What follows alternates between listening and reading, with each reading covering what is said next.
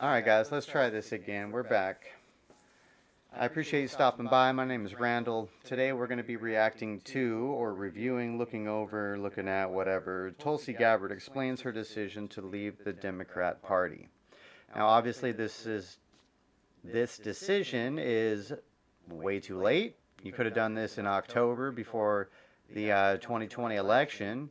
And, I don't know, probably saved a few 100,000 lives in Ukraine. But you hung on there. You endorsed Joe Biden. You helped wheel the wheelbarrow Bernie style into the White House and helped destroy the country.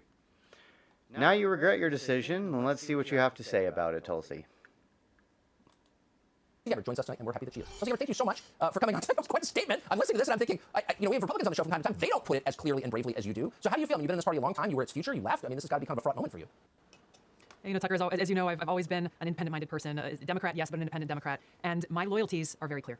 I love our country, and I took an oath, both as a service member, as a soldier, as well as a member of Congress, to support and defend the Constitution. And that's an oath that I take extremely seriously. And so when you look at this party, today's Democratic Party is controlled by fanatical ideologues who hate freedom. They despise the Constitution. They actively find ways to undermine our God-given rights enshrined in the Constitution, like freedom of speech. If you say something and I say something that they don't like, instead of saying, you know what, agree to disagree, live and let live, in the traditional liberalist kind of way, no, that's not good enough. They will do all that they can to destroy you, silence you, smear you, work with big tech, work with corporate media, to actively destroy anyone who dares to even question their agenda. They are against freedom of religion. They are hostile towards people of faith.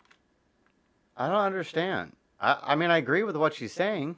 But this didn't change like 2 months ago. I mean, what are we talking about here, dude? Like I'm in a Twilight Zone episode, Deja Vu, Time Warp or something. What are we doing? People who have their own spiritual practice, especially Christians, finding ways to be vindictive, to discriminate, to punish people who happen to exercise that freedom of religion. The list goes on, but the foundation of freedom is really what was at the heart of my making this decision, that I cannot be a member of a party that is against freedom and actively trying to undermine it. Well, it was inspiring to hear that, but also disappointing. Democrats have been against freedom. I'm not going to repeat I feel like myself, printing out your words and asking every Republican candidate who comes on the show to read them. If you can't read them, I'm not voting for you, right? I mean, why is it so hard to say out loud? First of all, the people who are always talking about racism are committing it. Why is that so hard for people to acknowledge? It's so obvious. It speaks to the whole environment of fear that those in power, these elitists in power, have fomented, to where people are afraid to speak the truth. They're afraid to exercise their right to free speech because, hey, you might lose your job, you might be canceled, you might be trashed, and God forbid in Washington, you might not be invited to the cool kids parties. You might not be as popular. And this is really what it comes down to, is rather than taking a stand for peace, for prosperity, security, and freedom of the American people, we have too many people in Washington who are warmongers, subservient to the military-industrial complex, and continuing to put their own selfish interests or the interests of their donors first, with no mind for the cost and consequence that their decisions have on the American people. This is exactly what we're seeing right now with President Biden and leaders in Congress whose decisions are actively pushing us to the brink of a nuclear holocaust, of which they may have their bunkers where they'll be safe, but we, the American people, will have no shelter.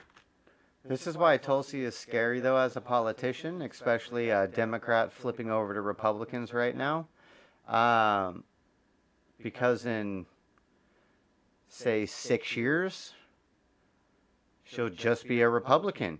I've been talking Republican on Republican TV for almost a decade now, and but she's still going to be a crazy leftist, dude. Wants to kill babies, and all right, we'll see where this goes. No place to go, no place to hide, and face the consequences that could destroy all of humanity in the world as we know it. You were the first person I heard say that back in February when this all started. I believe Why you. ran for president? Well, it turns out you were absolutely right. Really quick, since you did serve for so many years in the Congress, in the party you just left, you know everybody, of course. Has anyone called you today, your former colleagues, Democrats, to say anything to you? One got in touch with me and sent me a text message with 3 thumbs up. I would love to know who that is, but I'm glad you're influencing people. Tulsi Gabbard, I'm not going to ask you what you're doing next. We will all watch, but I hope you'll come back on the show soon. Thank you. I look forward. The fact that she won't tell you who it is, and whoever that guy or girl is too big of a cuck to come out is the problem. That's the problem. Thanks, Tucker. Subscribe to the Fox. All right, well, there it is. Tulsi Gabbard is officially not a Democrat, if anybody actually gives a shit about that. Appreciate you stopping by. I'm Randall. Thanks for tuning in. Links in description, possibly, if I get around to it. Take care.